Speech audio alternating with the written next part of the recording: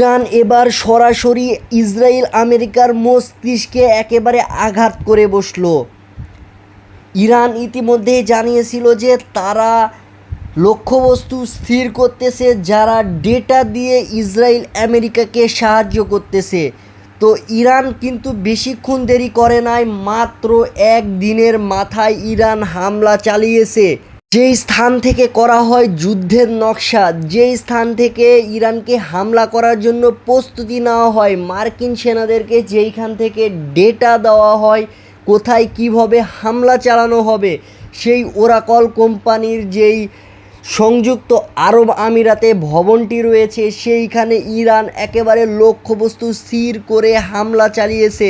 এই হামলার মধ্যে একটা জিনিস সবচেয়ে বেশি প্রমাণ হয়েছে যে এখন যুদ্ধটি কিন্তু মিসাইল গোলা বারুদের এটার যুদ্ধ নয়, এখন যুদ্ধ হচ্ছে ডেটার, এখন যুদ্ধ হচ্ছে সাইবারের, এখন যুদ্ধ হচ্ছে নেটওয়ার্কের।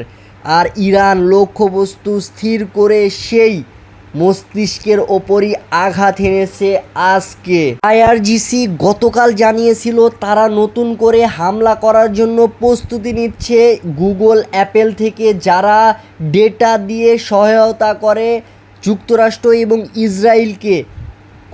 কথাই রইল, সেটা আরও বাস্তবে রূপ দিল মাত্র একদিনের মাথায় এবং হামলা চালিয়েছে ডেটা সেন্টারে। তো দেখার বিষয় যে ভবিষ্যতে আরও কত হামলা চালায় ইরান আর কোথায় কোথায় হামলা চালায়।